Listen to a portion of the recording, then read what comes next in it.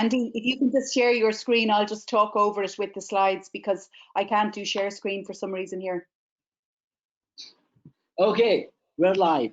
Good afternoon, everybody, and welcome to today's webinar hosted by NISA Global on global investment immigration, with a focus country today as Ireland. Before we go further, I want to review the functionality of GoToWebinar. Your active participation is important throughout the session. We will be putting everybody on mute to avoid any background noises that may distract you from listening to the webinar throughout the presentation. Someone on the staff will be managing the chat functionality. You can enter your questions and comments in the question box throughout the presentation. We will have a session of Q&A after the presentations are over, and we will address the questions that are being asked during the session. With that, again, once to repeat, there's a chat box option. The audience can type in any question that they want us to answer. And so let us begin with today's webinar. This is part of NISA Global's webinar series, which comes to you every Wednesday at 3 p.m. with a focus on global investment immigration. And always we feature a country of that is on feature for the day. Today we have Ireland, a very, very exciting country that we at NISA have been working to bring to Indian audiences for almost over a year now, and we're very excited about the opportunities that this little country offers. So I would like to just begin the webinar with a quick introduction on investment immigration. We will follow that with a little quick introduction about NISA and some of the programs that we offer, which will then be followed by our main presentation, which is on Ireland and business migration to Ireland, followed by a question and answer series. Question and answer session, we expect the total duration to be under 60 minutes. We thank you all for being here and for your patience and for your involvement with the Q&As. Over to now to introduce the world of investment immigration. I would like to invite my partner, Mark Haseman. Mark's an American, lives here in India. We've been working together in this world of investment immigration now for over 8 years. So Mark, over to you to walk us through a little bit of an introduction. Very good. Good afternoon, everybody, or depending on where you are. Maybe we could have the slides now. What I'm going to do as I make this introduction and start to talk through the slides is turn my camera off so we can preserve some bandwidth and so forth. So let me just do that, and then we can get started. There we go. And if I could have the presentation up, please. Just a second.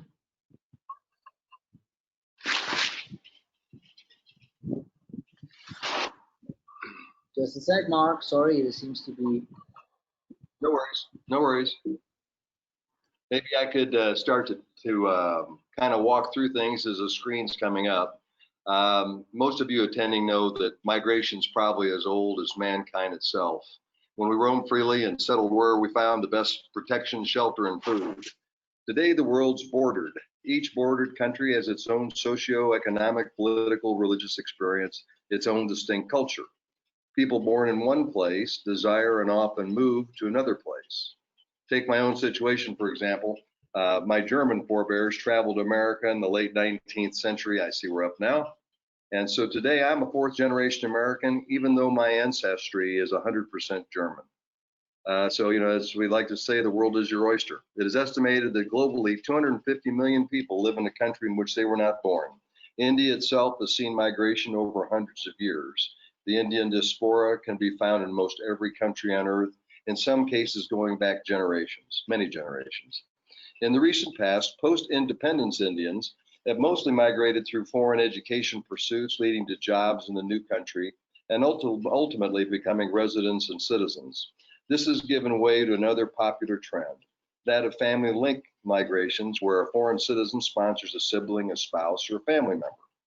In the late 1980s, the world witnessed its first major structured investment immigration program as citizens of Hong Kong started to migrate to Canada in anticipation of the British turnover to China, a phenomenon now repeating itself, only this time it seems the UK is reaching out. Today, such programs avail in dozens of countries as they seek economic development in exchange for residency or citizenship. These programs essentially aim to attract foreign direct investment into the host country and with it bring an upwardly mobile family that ultimately create even more economic value in the destination country, typically far in excess of the original investment. Investment immigration programs have been popular in China and Southeast Asia since their inception. As wealth and horizons have expanded, India is now seeing a very rapid increase in interest and use of investment-based migration programs.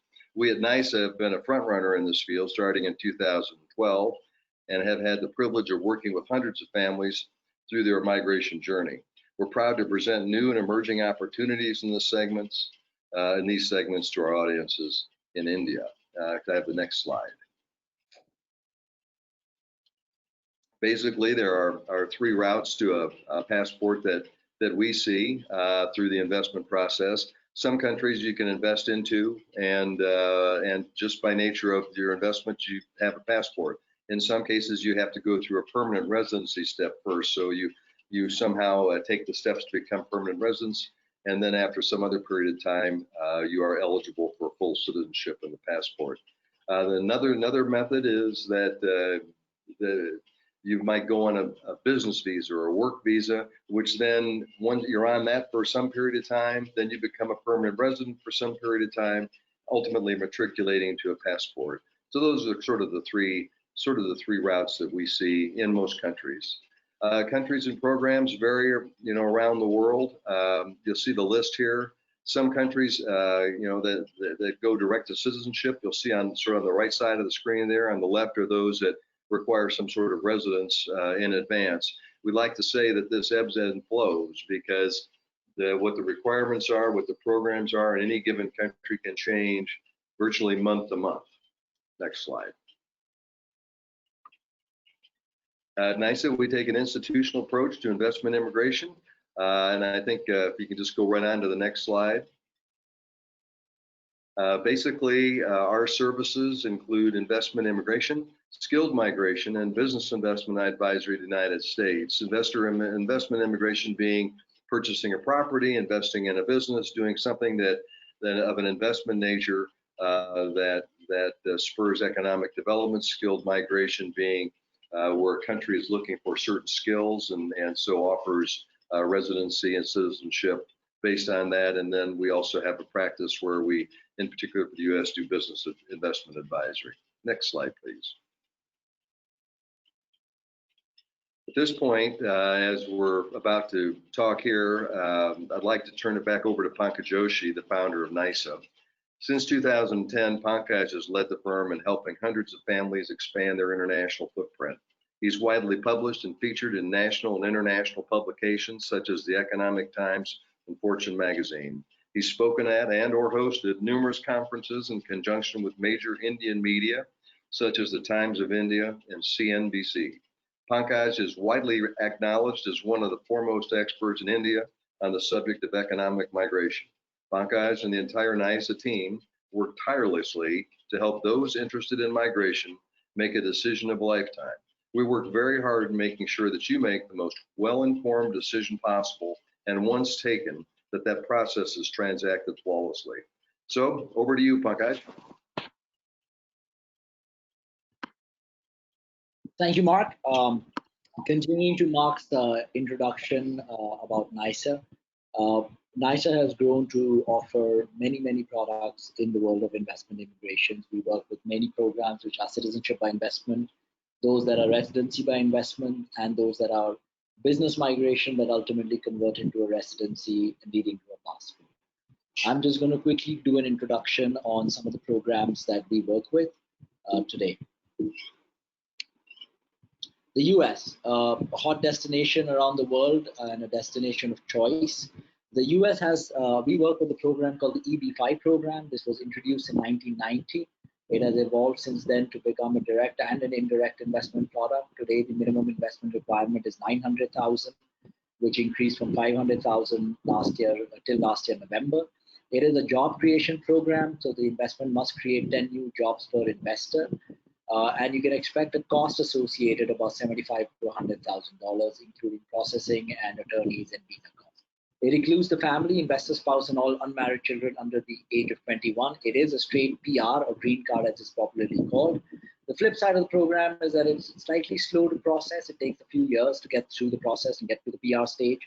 It's a multi-step and complex process, but fortunately we have a great experience with this, and we are very proud of our track record in this with over 300 investors that have gone through our system.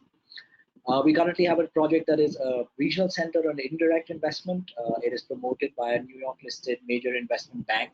It's a very secure project with only 15% equity and the rest coming as debt, with the EB5 coming in as the first position project mortgage. It's under construction. The company and the projects have a very successful track record in EB5. We offer a direct EB5, which is a customized solution that we offer in-house for our clients. We worked on multiple projects till date. This is a program where we are able to identify and structure a business or work with someone who's identified a business and structure that investment under the EB5. We've done a motel and QSR. We've done a housing development and a hotel project as a direct investment till date. We do have a curated business opportunity coming up in senior and assisted living and nursing care in the Midwest region in the US, which we will make available in the market very shortly. The next country is Canada, another very hot destination for Indians. We work with the business migration programs in Canada under the various provincial nominee programs and the federal programs that they have. There are essentially most of the provinces in Canada that offer some form of business and investment programs. And there are 6 major categories that you can go through: self-employed, entrepreneur or PNP business visas, owner-operated, intercompany transfers, and 2 very less popular ones so far, which are federal immigrant investor and startup visa program. This is a very customized solution. We work as an entire service bouquet where we start with the profiling, we do the business matchmaking and a qualifying business, we arrange the exploratory visit, the approvals, the visa processing, and all the PR processing. Once again, this is customized, so this differs from person to person. The minimum net worth requirement for these programs start at about 300,000 Canadian dollars and at maximum can be 600,000 Canadian dollars. With a minimum investment starting at about 150,000 Canadian dollars and can go up into millions of Canadian dollars. Again, the investment is your choice. So there is a program minimum. The costs range from about 45,000 Canadian dollars to 75,000 Canadian dollars for the entire journey. It includes the family, children under 21. It's pretty fast, 6 to 9 months. You get to move to Canada pretty quickly, but then you have to live there if you want to take up a citizenship. The UK offers 3 real programs right now that are available, 2 really that are available, 1 that's in the making. The Tier 1 investor visa, which starts with a minimum investment of £2 million. The representative of an overseas business visa, where there is no minimum investment, but it is an intercompany transfer. The innovator visa, which they introduced a 1.5 years ago to replace the entrepreneur visa, but this visa is struggling right now as the terms and conditions underlying it are not very firm and defined. The Tier 1 visa is an investor visa. If you take an investment of 2 million or more, you can apply for a PR after 5 years.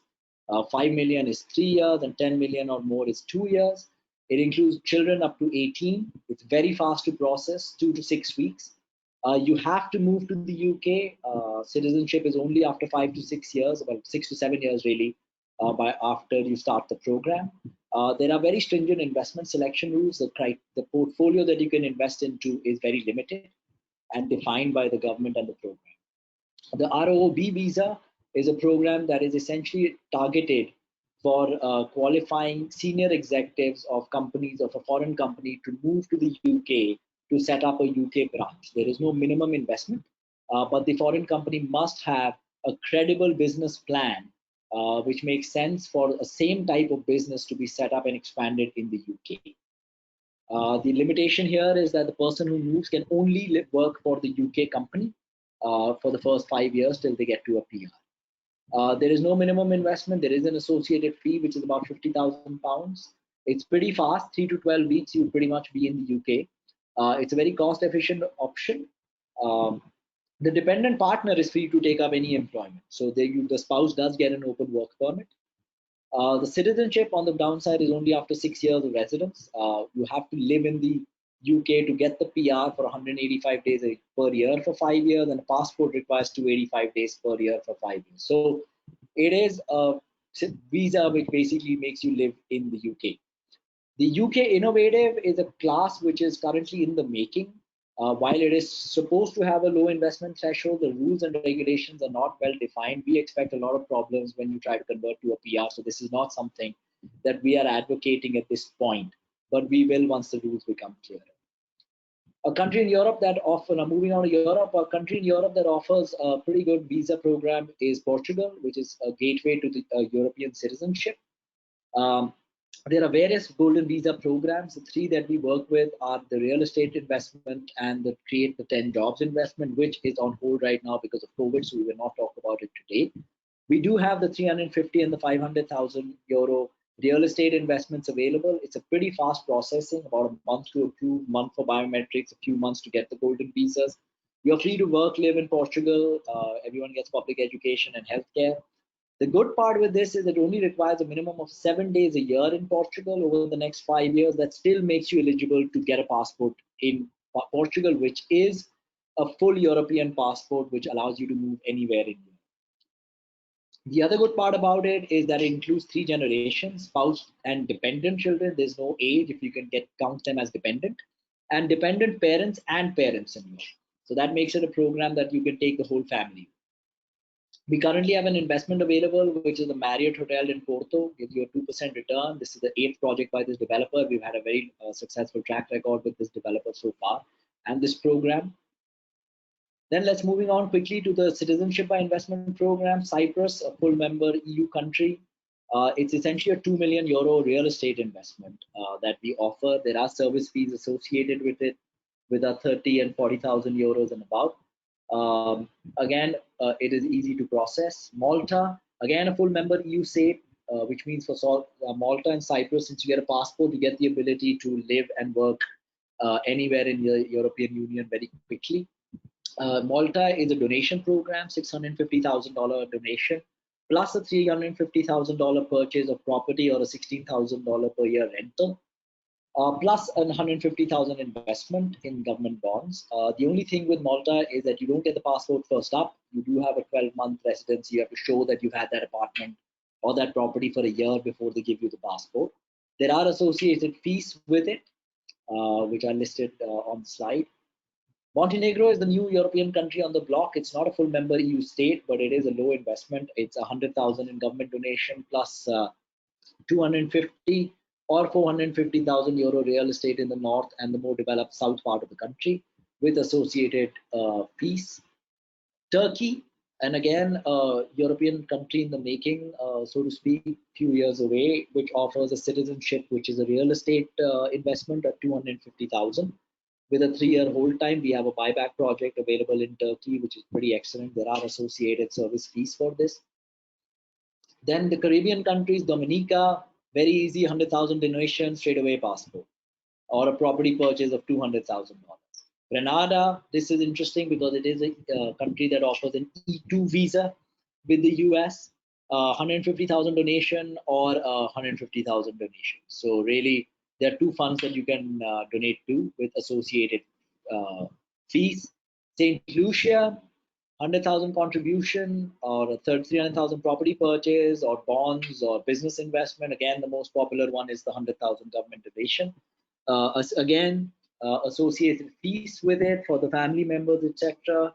But the passport is instantaneous. Our partners for this is a firm called Beyond, which are a pioneer in investment immigration with over 20 years of leadership in this industry with over 5,000 clients from around the world. Moving on to our future presentation, Ireland, a country that I personally have been very excited about as a great new destination for Indians to migrate to. It is a bubbling economy, growing economy, developed economy with a really good quality of life and a high income index. We have introduced a business migration program in collaboration with our partner Startup Ireland. Startup Ireland is an Irish company which is based in Dublin, and their business is to essentially work with foreign entrepreneurs that are looking to come and set up shop in Ireland with a focus not only on the Irish market, but European and international markets, including the UK. So from Ireland, companies that are either selling in Europe or in the UK or anywhere around the world. I'm going to hand over the presentation rights now to my colleagues at Startup Ireland, who can now take up the introduction of Ireland and the Startup Ireland program. Andy, over to you to start off your screen rights, and to you. And so we have Andy O'Connor, the Director of Startup Ireland, and Sally McIntyre, the Director of Marketing at Startup Ireland, who will be presenting the Startup Ireland program. We are very excited about this program, the partnership, and this opportunity that we are able to offer in collaboration with Startup Ireland for a very, very exciting program, which is essentially a ticket to a European citizenship. So I'm a European and access to the UK. Over to you, Andy. I'm turning my mic off, and I will rejoin this conversation once they have finished for the Q&A. Thank you so much. Hi, everybody. Thanks very much, Pankaj and Mark, for that introduction. I hope you're all well. I'm chatting to you with my colleague Andy from a sunny Dublin. We'd like to open up our presentation by just giving you a taste for Ireland and the landscape. So if you could sit back and enjoy this short video.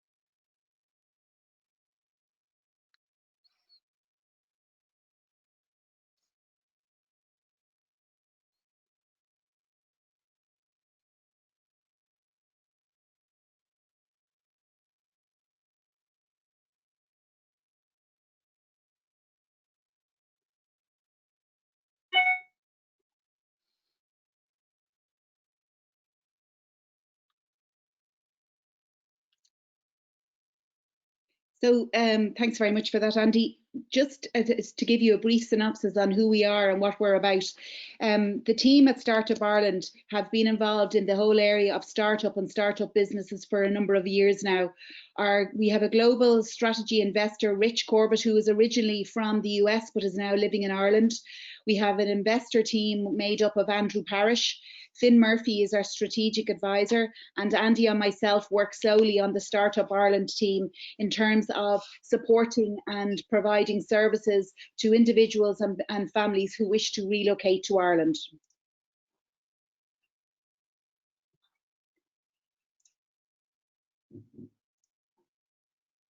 So I suppose the first question that you'd really want to ask yourself is, why choose Ireland?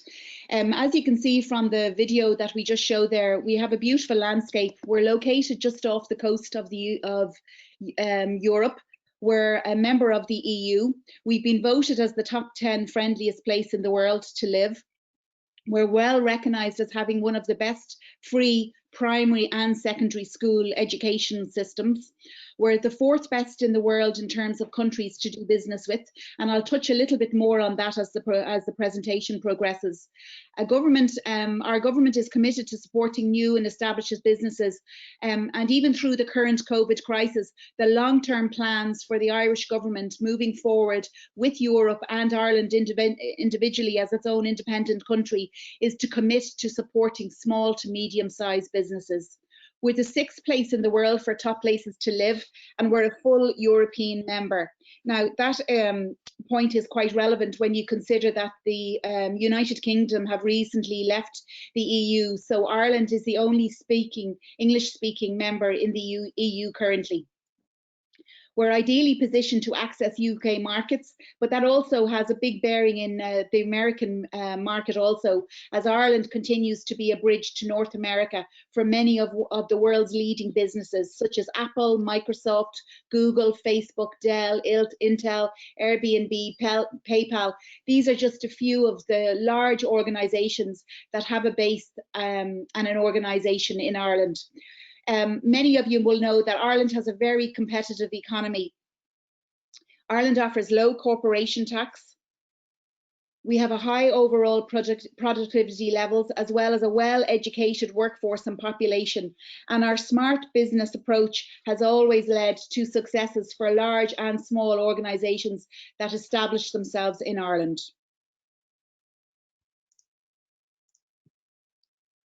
So in terms of Ireland from an Indian perspective, Ireland has a very vibrant Indian community. There is an organisation in Ireland called the Business Association of Ireland India. It's a large organisation with members throughout Ireland of individuals who have come and settled in India, from India to Ireland, and have established businesses. We provide a very large and wide framework of support for these organisations throughout Ireland. We have an increasingly popular increasingly popular Indian community settling up in rural and urban areas throughout Ireland. The Indian community is very well regarded locally and very involved and supportive in local communities, as well as support for Irish festivities and events. The Irish communities as well would always embrace and enjoy many of the Indian festivities of food and culture that are celebrated throughout Ireland across the year. There are over 35,000 people of Indian origin living in Ireland currently. Many work in healthcare, IT, engineering, and senior management positions. So in terms of just facts about Ireland, and facts that would be of relevance to you if you were considering the move and the relocation to Ireland as a country for you and your family.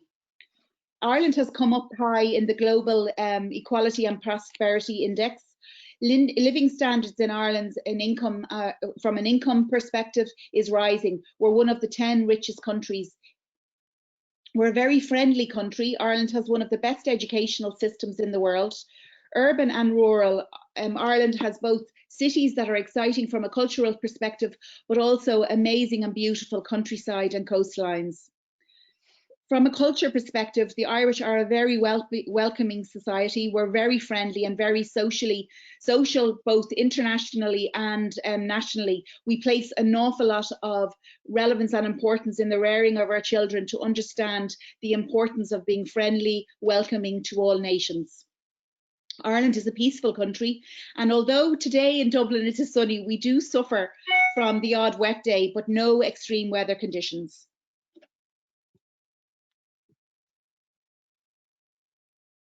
So in terms of our education system, I touched a moment ago on our education system, and I explained to you that it was a free education system. This education system is free from a primary level and a secondary level. Our population appears in the top 10 of the most educated countries. Ireland's primary and second level education is funded by the state, and this is very important because if you were to relocate and move to Ireland, your children would automatically get access to our very high standard of primary school education and second level education, and this in terms can be very beneficial to both a primary school student or a secondary school student, because it will allow you progression into our third level universities, some of which, including Trinity and UCD, would have world rankings. At the moment, Ireland is actually a significant destination for Indian students, and there are currently over 4,500 Indian students in higher education in Ireland. Our premier institutions of both countries have been cooperating in this field of science and technology. So like in India, we have a wonderful education system in terms of third level education and a very vibrant IT industry, which has worked very well in partnering with organisations within India and in Ireland to work together in building and broadening the IT sector.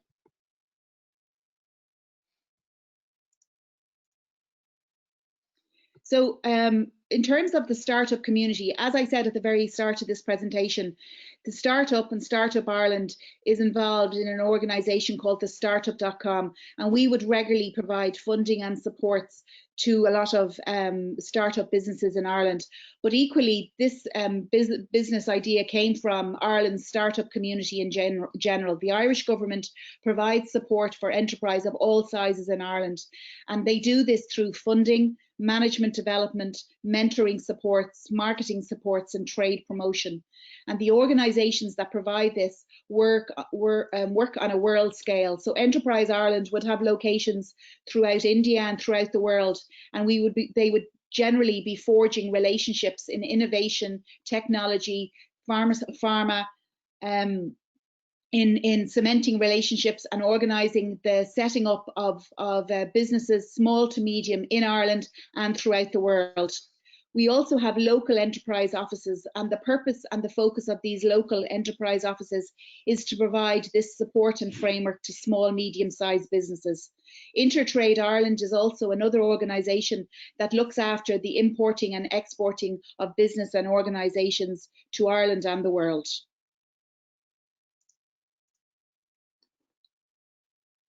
So my colleague Andy now is going to take over in terms of discussing the offering that Startup Ireland can provide you and your family if you are considering a relocation to Ireland. Thanks, Ali.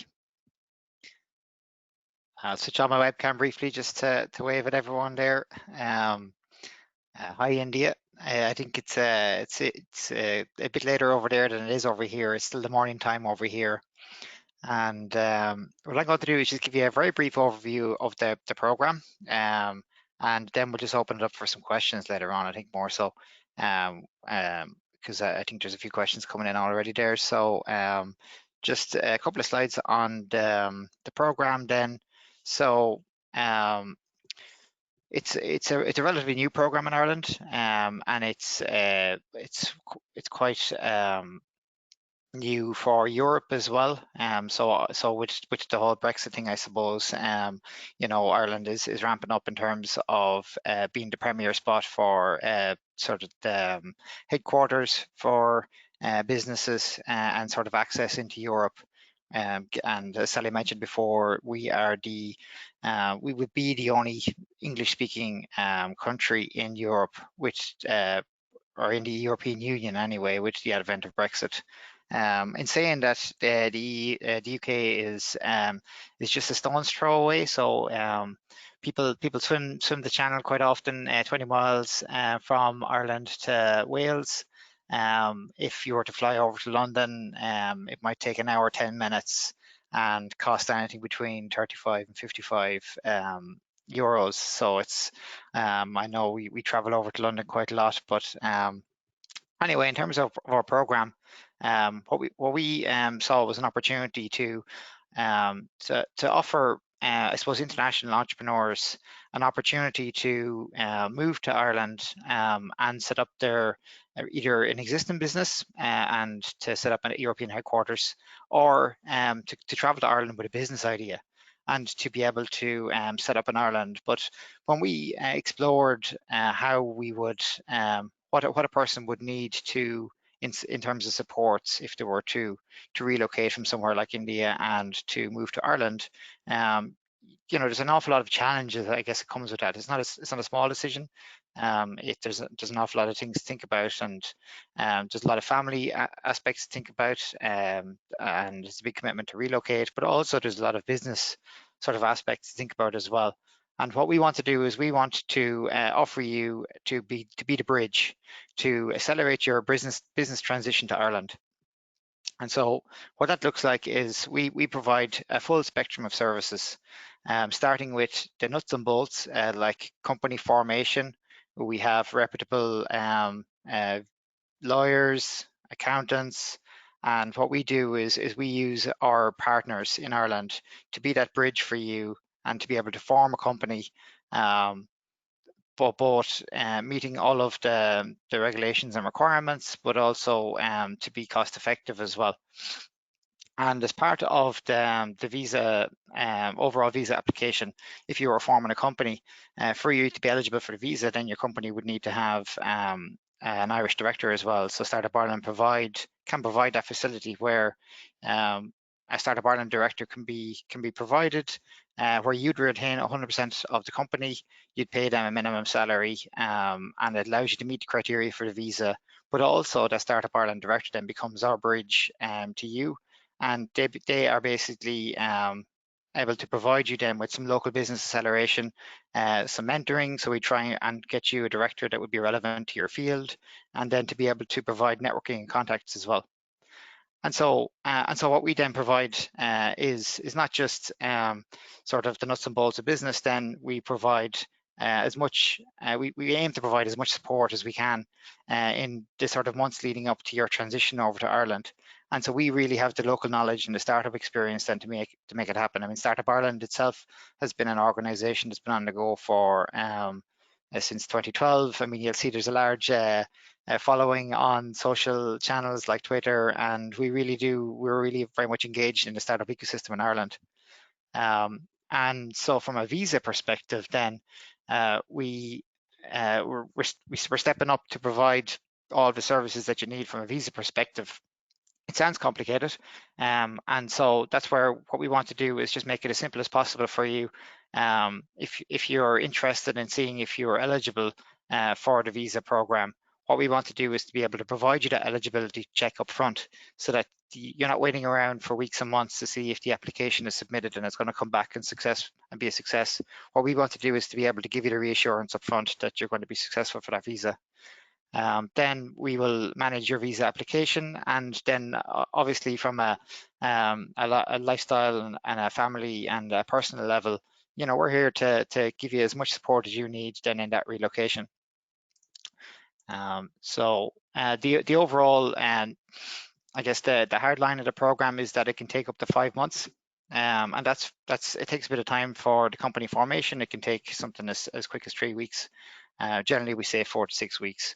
And then once the company is formed and we have all the company formed from a legal perspective, then we can go ahead and we can start the visa approval process, and that can take up to 12 weeks. Can be faster, but we like to say it takes around 12 weeks. And so the overall cost includes it's a business investment visa, so it includes an investment, a minimum investment, which covers your pre-incorporation, and it covers your salary for 2 years, which I think is huge. So when you invest in your own business, it's not money that you have to spend sort of that we dictate how you spend it. What you do is that money goes towards paying your salary for 2 years. And then the mandatory director, then we cover their minimum salary. That's only like 5,000 a year. And then there's also social insurance contributions and additional sort of accounting payroll costs, and that's all included in that investment cost. And so the overall stages then are there's like 4 main stages is what we say. There's the eligibility check, where we see if you're eligible. There's we spend a couple of weeks incorporating your company. Then you just transfer over your operating costs. That cash is yours. We don't engage in that at all. It just goes into your bank account.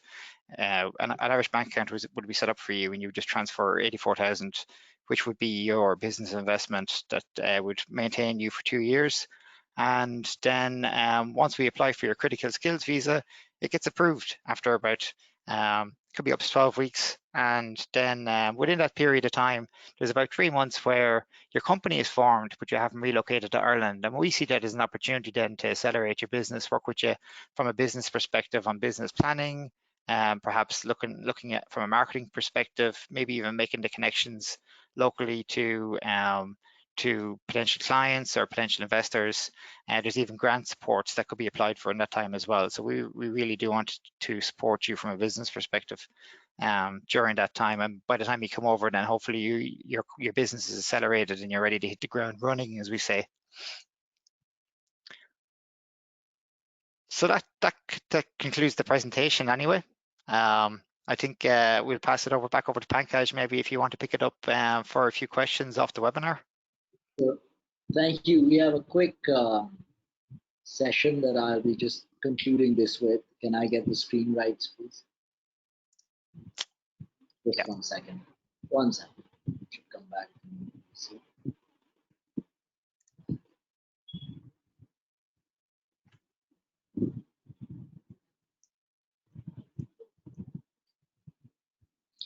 So thank you so much for the introduction for Ireland. It is a country that gets you access ultimately to both the European Union and the UK with its treaty with the UK, which allows an Irish citizen to live and move freely with the UK, and being a full member European country, Europe. It is post-Brexit the only English-speaking, only major English-speaking country in the European Union. To Andy and Sally's point, it is a growing, booming economy and a really, really exciting place of economy for people, young families that are looking to migrate to. We are very, very excited about the business migration program to Ireland. So at the end of the day, real question is, which program is suitable for you, or which program are you suitable for? This is a question that we come with across with our investors that we meet regularly. People that are looking to migrate. Really, it boils down to 5 major factors. What is the objective? Where do you want to go? What are your number 1, 2, 3 choices? What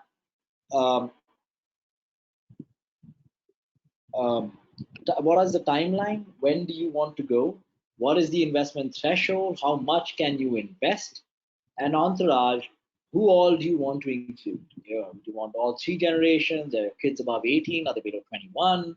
Lots of factors that contribute to that make up what the right choice for you is. At NISA, we follow a very systematic and scientific process where we first discover what is your requirements with you. We then identify possible solutions. We work out options within those solutions and ultimately arrive at what is the best program for you. We then do the placement of the investment and the immigration and transition. And we remain connected with our investors all the way till the completion of the project or the process. So whether it's a few years, whether it's 5 years, whether it's 6 years, our NISA remains connected with our investors through the journey. We have a very deep knowledge and roots that help us successfully navigate the complexities of investment immigration journeys. This comes with our in-house expertise as well as the partnerships that we have developed, such as the one with Startup Ireland, which we bring to our prospects in India. NISA is a Greek word which means a new beginning.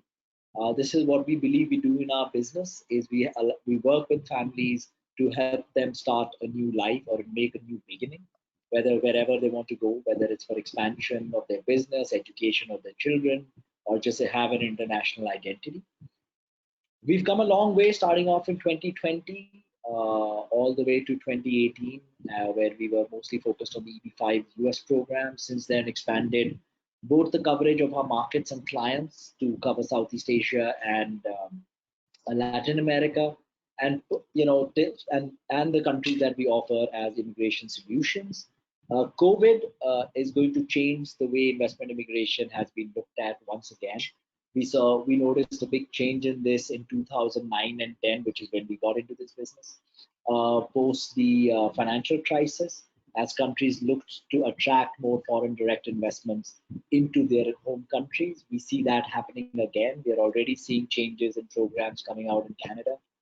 We just successfully started application process again in Canada. We are expecting all the countries essentially to open its doors for foreign investment to come in. We're located here in New Delhi with offices around India and Asia. Investment immigration, as Mark introduced, the world is your oyster. It is for you to decide and choose where you fit in best. And we hope that we are able to come up with solutions that answer your particular needs. That's pretty much it for today's webinar. We are going to now I'm just going to turn on my camera. We do have a few questions that have come up for us to answer. specifically for there are a few that have come in that are generic and are to other programs. We've noted down your IDs. We will get back to you on those. To the question, these particular questions about Ireland, is there any language requirement, Andy, for people to either get the critical skills visa or to qualify for the PR and for the nationalization? Well, as you can tell, I'm speaking in English, and I think actually the background actually is that you know, we were like a British colony, like India, so there's a shared history there, really, and so Yeah. we're an English native country now because of that, just like I guess India is. You know, we do have Irish as a language in Ireland, but it's not the first language that everybody speaks. There are some small sort of more touristy areas in the west of Ireland where people speak English, but the primary language in Ireland is very much English. I can speak some Irish. Don't quote me on any of it, but maybe Sally might be better than I am. I'm not sure. But very much English is the way of it, and there's no language requirements. So there's no language test as such. You definitely do not need to know Irish. And another very important point. Sorry, Pankaj. Sorry, just another important point that yourself and Andy have touched on. Because we're an English-speaking country, and because the United Kingdom recently left the EU, we're the only English-speaking country in the EU. So that has a lot of bearing in terms of application forms. So in terms of our location, where we're placed in Europe, we're so close to the UK. Our communication channels are always open in the UK because of that English-speaking nation, but also the fact that we have open borders there, and we're open in Europe. So an awful lot of our European neighbours enjoy and have a great relationship with us because of that English-speaking nation. But as Andy said, we do have another language called Gaelic, which is Irish, and my 3 kids all go to an Irish school, so they speak Irish 24/7. But then when they're home with their friends, they're back in English. So if anybody is decides that Ireland is a location for them and their family, their children will have another bonus language. They'll get to learn the Gaelic language also. But predominantly the language of education throughout school and university is English, unless, correct? Yes. And yes. There is no English requirement test for qualifying for the PR and for the nationalization, right? That's correct. There's no requirement. Yeah. So the next question we have is, how is Ireland close to the UK? Yes, very much. Yeah, very much so. Yeah. I haven't. Some people do swim it. I haven't. I'm not that good of a swimmer.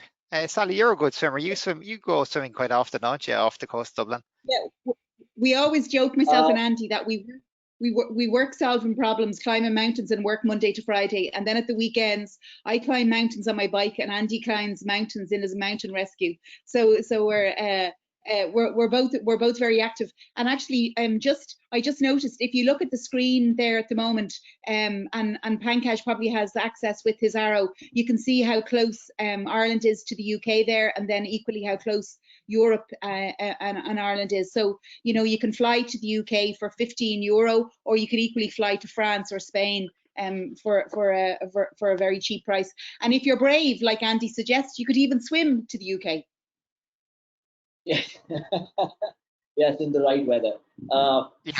Just maybe to clarify also, Pankaj, from a business perspective, so we do have, I mean, the Northern Ireland is part of the UK, so Belfast would be the first sort of British city that would be very close access. I mean, it's access by road, really. And in actual fact, again, from a business perspective, there's a good lot of startups that use Belfast as a bridge between Dublin, Belfast, and then over to perhaps the UK or London. But London, again, is only about an hour away. I'm just going to ask you to elaborate a little bit about the common travel area with the UK, right? So what rights do the Irish citizen have now post-Brexit with the UK? And of course, being a full European member, you continue to enjoy the full rights of being a European citizen. So if you can just elaborate a little bit about the UK visa, UK status. Sure, yeah. So I mean, you can get citizenship in Ireland as quick as 5 years. And with Irish citizenship, that affords you one of sort of the best travel access passports across the world, really. There's an awful lot of bilateral sort of travel agreements with Ireland and other countries. And with the UK in particular, I mean, Europe is an open border. We can travel anywhere there. You could be in Paris, I think, in about an hour and a half by flight. But for the UK, I mean, Northern Ireland, again, you can just drive over the border. It's a borderless. It's a soft border. There's no border there at the moment, and there will be agreements in place between Ireland and the UK so that there'll be consistent travel allowed. Because I mean, we're so close that there's so much people with family over in the UK, and from a business perspective as well. So I mean, there's agreements there that you don't need any sort of passport or any sort of permit to travel.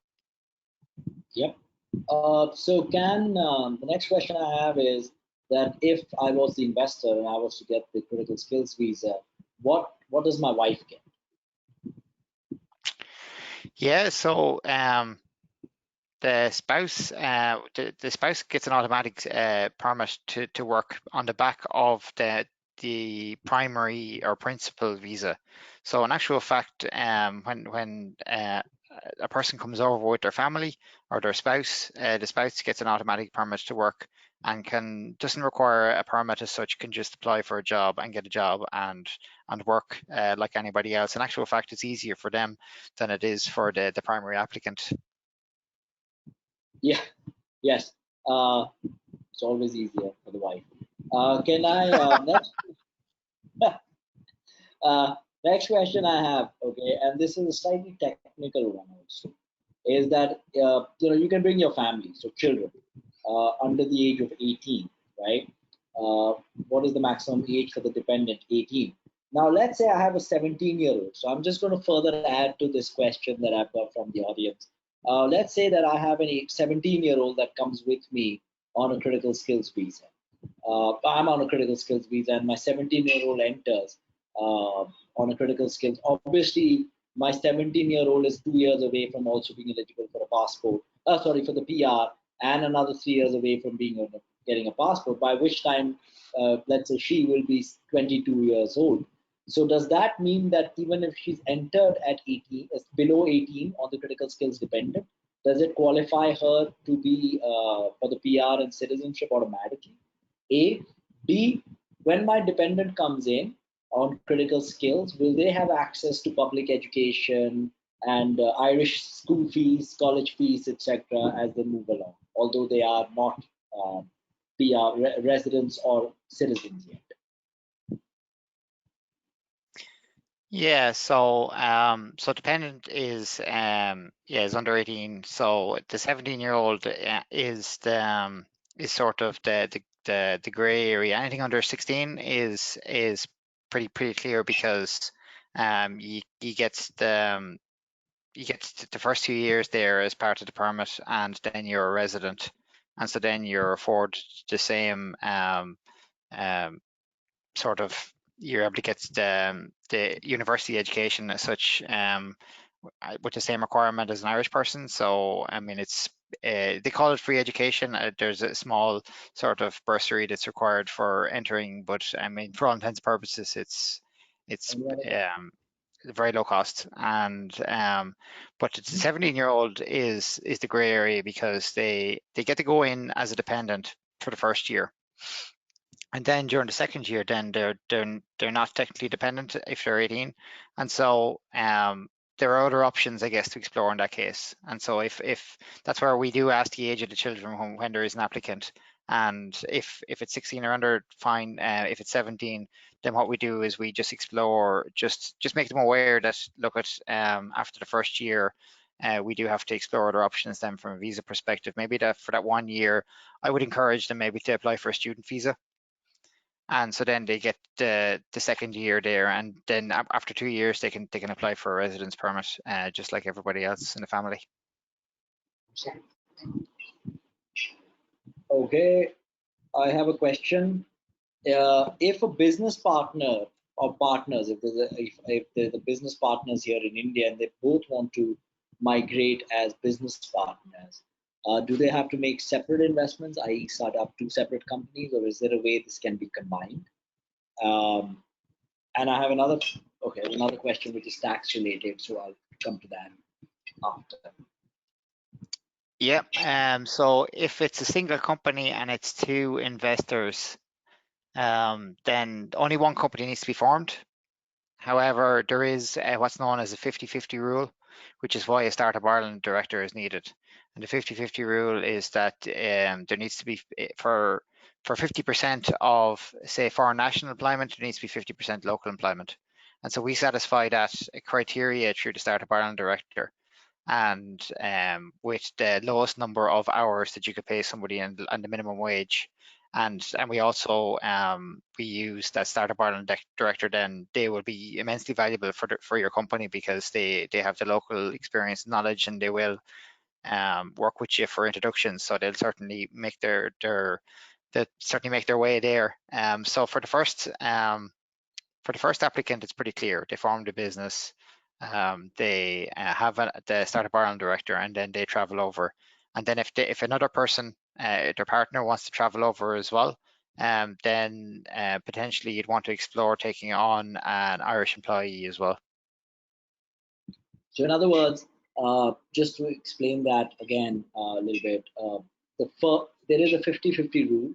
So that's why one island, of course, requires the nominee director. But the reason there is an Irish director is because of the 50-50 rule, one Irish, one foreign. So if we do want to have a second person qualify for the critical skills visa at the same time as the first person, then we would have to get a second Irish employee in for them to work simultaneously. But what happens, Andy, if I start off today with Andy as my nominee, my director in the company in Ireland, and 2 years later I take up the PR, right?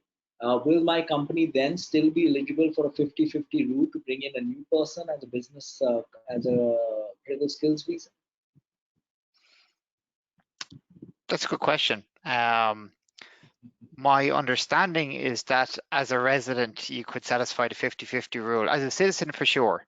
As a resident, not as a resident. You continue to be the Irish resident director, the Irish citizen director. But I have moved on to being a permanent resident and no longer a critical skill employee. Can the company at that stage then sponsor a second critical skill employee? I'm pretty sure they can.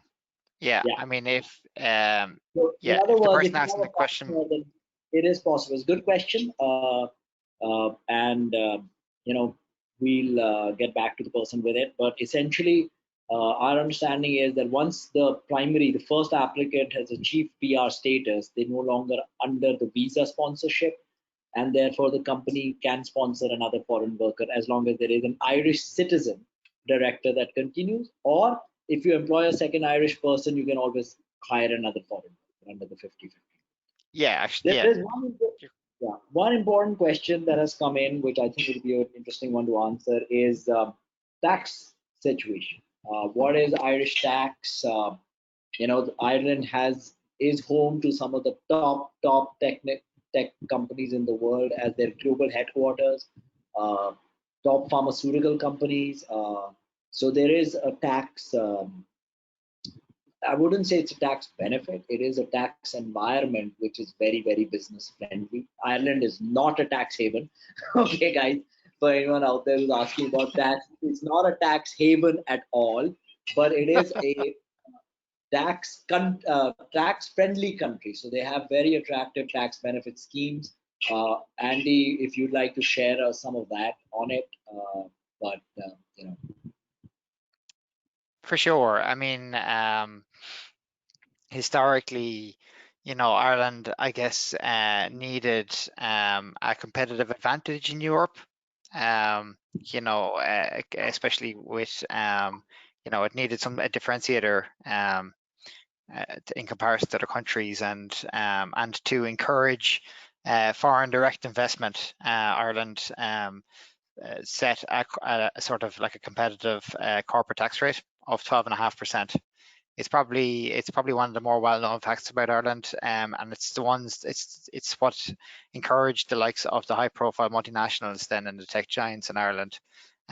Certainly encouraged them from the start, but you know, it's allowed us then to, I mean, it's afforded the same benefits to SMEs here in Ireland as well. So we try and take advantage of it as much as we can. I mean, it is the set corporate tax rate is very competitive in comparison to the likes of other countries in Europe, and it is our competitive advantage. Yep. Okay, guys, we're on the hour. Thank you so much. We want to keep this. We do have a few generic questions on the programs. We'll address them later. Once again, thank you to Mark Haseman, my business partner, for being my business partner for the last 8+ years, and being on various such meetings over the years, physical, web, everything. Andy and Sally, thank you so much for the introduction to Ireland. It is a new product in India, but you know, so was the US EB5 program, and Mark and I started talking about it in 2013. You know, where we used to look at people asking, what is EB5? We had to send links to the USCIS website to people saying, hey, this is a genuine program. We're not an Indian and an American guy just trying to fraud you. And so we are as excited about the prospects of the US EB5 program in India as we are for the opportunity back in 2013, 12-13 when we started it, as we are to what Ireland offers today as a destination for enterprising young Indian families to go. In terms of the quality of life, in terms of the friendliness and the cosmopolitan nature of the place, in terms of how India friendly it is. Fact, the Irish Prime Minister, which we did mention during the presentation, is born in Ireland, but the son of an Indian migrant family. Very popular in Ireland, I think still was when I was there last year. And you know, so it's a country where you know, a first generation can become a prime minister, and that's how open and accepting Ireland is, and the unique opportunity that it offers in terms of a gateway to Europe, a gateway to, frankly, North America. Because if you look at the location of Ireland, you know, it's a much shorter flight to the west coast of Canada and the east coast of Canada and North and America than any other part of Europe. And I did that flight last year, and I know how quick that was. Well, thank you so much. We're very excited about Ireland. We will be hosting other webinars. This is a webinar series by NYSEG Global. Next week on Wednesday, 3 p.m., we're going to do a generic webinar on global investment immigration, which will be followed by one on Portugal the week after. And we will be circling back to Ireland in August as well, with another story and more introductions and more island attractions. So thank you so much. Thank you so much to Mark. Thank you so much to all our visitors for spending time with us and continue to spend time with us on these webinars. And we hope that these webinar series are both educational and informational. And we hope that NYSA is a company that can work with you as you look to expand outside India. Thank you so much once again, and have a great evening. Have a great day, Andy. Thank you, Sally. Thanks very much. Thank you. Take care, guys. Talk soon. Bye.